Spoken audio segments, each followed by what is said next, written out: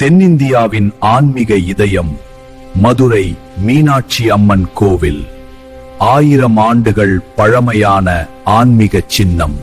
பாண்டியர் காலத்தில் உருவான